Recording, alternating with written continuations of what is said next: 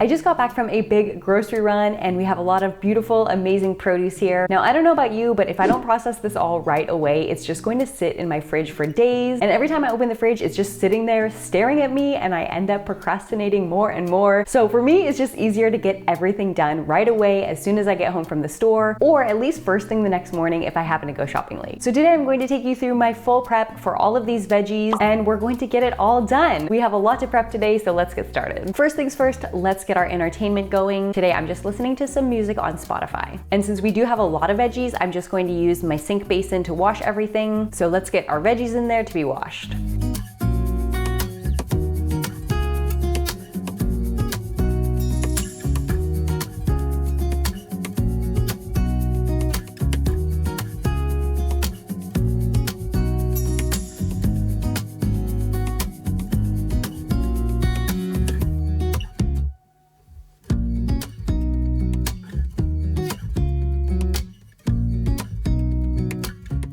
I like to store fresh herbs with either paper towel or kitchen towel. This will help absorb some of the moisture and help them stay fresh longer.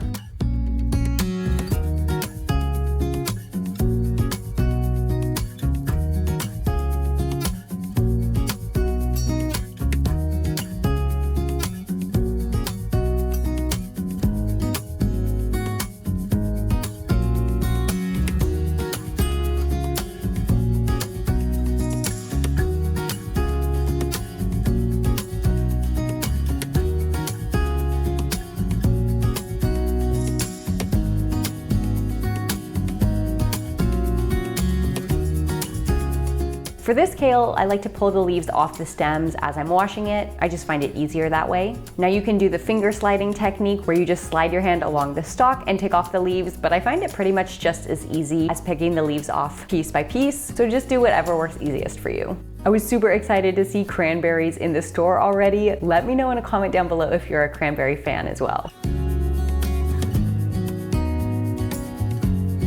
For blueberries, I also find it helpful to use either kitchen towel or paper towel right there in the Tupperware. For kale, you can store it similarly to lettuce, which is basically just wrapping it in a tea towel like this. But actually, I find it stays plenty fresh just storing it in a Tupperware by itself. I do just like to remove some of the moisture with either a towel, or of course, you could also use a salad spinner for this. Same thing for this second bunch of kale, I'm just drying it off, and then I like to remove the stem before I store it.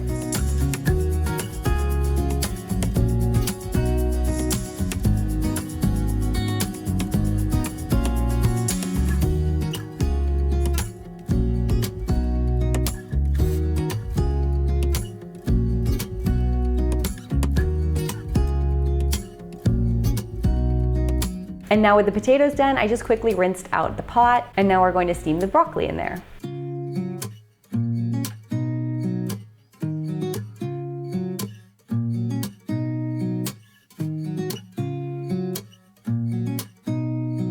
With mushrooms, I like to give them just a very quick rinse. You don't want to let them soak in water for too long, but just rinsing off the excess dirt with water shouldn't affect their texture at all.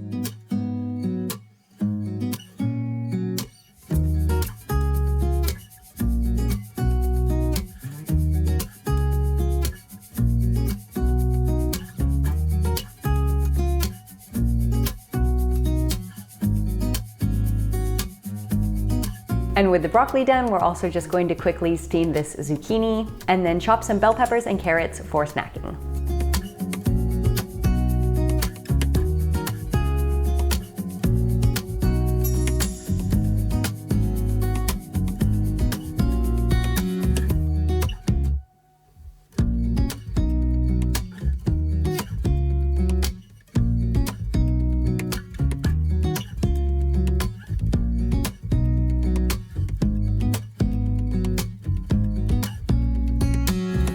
If you want a hack for keeping your celery fresh longer, try adding water to your Tupperware. That will help keep it nice and crisp. Now with all of this prep work done, this is going to make our weekday meals so much faster and easier.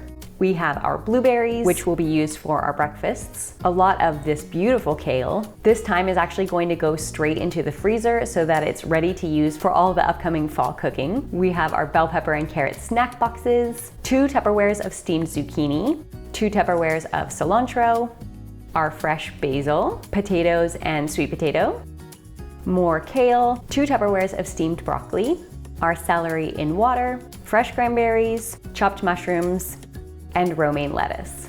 We do have a lot of kale here, so just like with the thyme, I'm actually going to put some of this kale into the freezer right away. Kale freezes really well and is great in either soups or smoothies, even after it's been frozen. So let's go ahead and get some of this into the freezer right now. These Ziploc bags I just reused, by the way. I have a rotation of about 10 or so of them, and then if something gets used up from the freezer, I just rinse them out and use them again. So you actually don't need to buy a lot of these. And of course you could also use something like Tupperware, but I just find that for space saving, it's nice to be able to suck all the air out, and they don't take up quite as much space as a Tupperware would.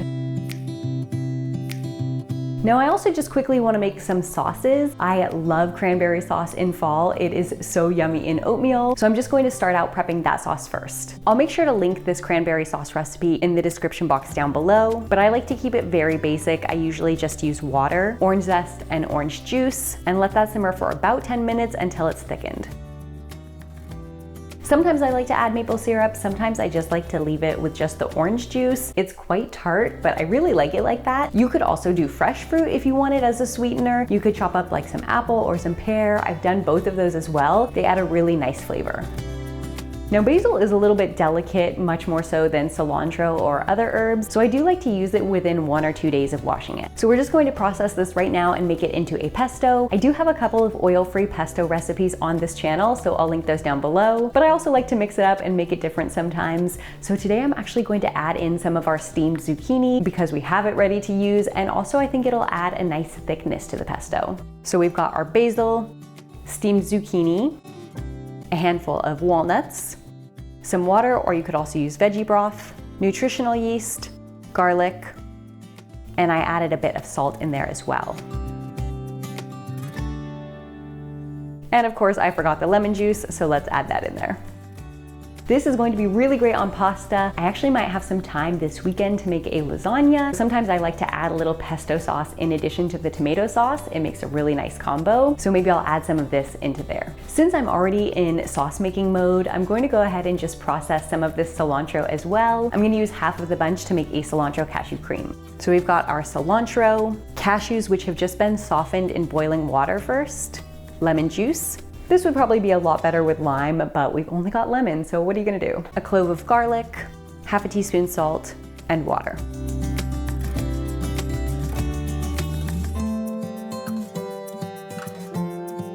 I think this is gonna make a really nice dressing for some of our veggies. I'll probably use it in some Buddha bowls this upcoming week, or of course you could use it in any Mexican inspired recipes. That would be really great as well. Just as a reminder, if you wanna learn how to meal prep just like this, the next round of the Let's Eat Plants meal prep course is going to be opening again next week, and this is going to be the last time I'm offering it this year. So make sure you're on the wait list if you're interested. All of that info will be in the description box and the pinned comment down below. Now, if you're brand new to meal prep, you wanna make sure you're starting out the right way. I made this video full of beginner tips so that you don't make the same mistakes that I did when first starting out. So if you are new to meal prep, make sure you go watch that next. And with that, let's eat plants, and I'll see you guys next time.